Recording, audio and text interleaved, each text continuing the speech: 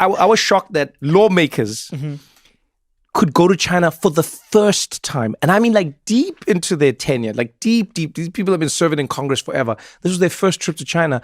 And then while they were there, they were just mesmerized by everything. And they came back saying, yeah, well, I mean, China I didn't expect it. And I couldn't believe what they're doing out there. And, I mean, there's a lot of things. I've got a new perspective on China. And I was like, wait. I understand if an idiot like me is living at home and has an opinion on China. Right. That's fine. It's not great, but it's fine. If you are making laws and you're deciding policies between yourself and China and you know nothing about China, like, what are we doing? Do you know what I mean? Yeah, 100%.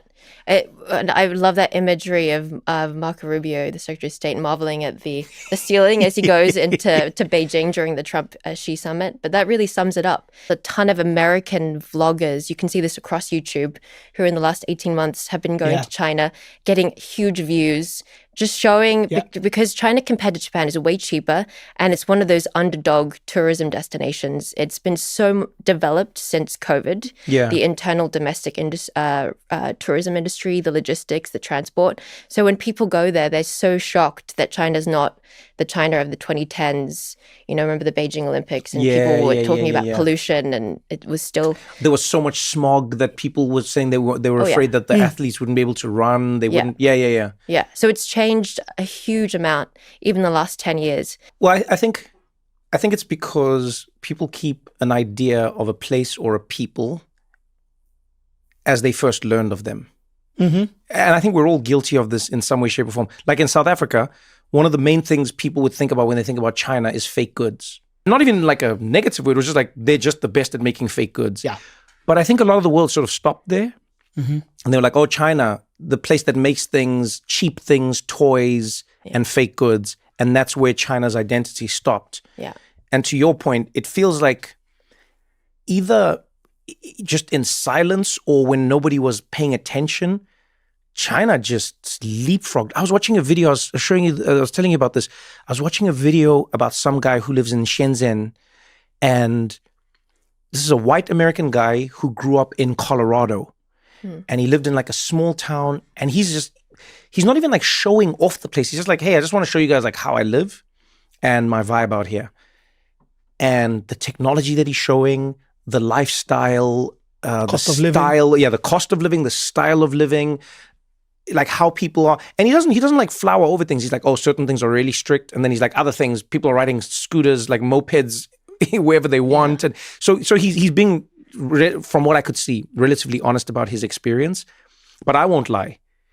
Even watching that, I was like, oh man, I didn't know that about China. And I didn't know that about China. And I didn't know that about China. I didn't know that about China.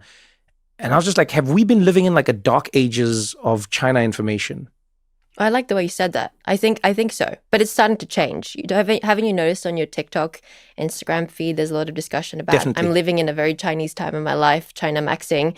People are drinking warm beverages. Yeah. And China is living in 2030. Living in that's the a big future, one. that it's safe and clean. Yeah, that is probably the strangest thing about China. Like, when I try and read about it and try and understand it, on the one hand, it seems like China runs, the way the Chinese government runs the country is really structured and rigid. That's how it feels for me when I see it. I'm like, okay, they have an idea of where they're trying to go. It's multi-generational. It isn't constrained by the next election or democracy or like a thing that's going to like throw it off no course. Campaigning or elections. Yeah, they're like, no. This is our long-term plan. It's going to last longer than we're even alive, and this is where we're trying to get to. But it seems very rigid. It's like strict parents. That's how I feel like. I feel like China's government is like strict parents. But then at the same time, I'll see things that China's doing where I'm like, that seems fun and rock and roll, and it doesn't match up with the idea that I have of a homogenous, like, strict parent, if that makes sense. And I don't know, how should we be thinking of China? Like, which China is the real one? Is it the place where everyone's building everything and they're moving forward, and there's just like a boom happening in terms of manufacturing, et cetera, or is it the China that has like the strict government that defines how people live their lives every day? Yeah. Yes, you have central command, and the emperor, or in this case, the central government says you should do this. These are the targets for semiconductor output. Yeah. This is what growth we want. But local governments have a degree of latitude to interpret what that means. And at the same time, they're also experimenting. So China from the 80s onwards had, as you probably know, these special economic zones, in particular the eastern provinces like Shanghai, Shenzhen. They are experimenting with innovating, being pro-business, bringing more private market entrants into the economy. Yeah. And that was really the responsible driver for growth in China.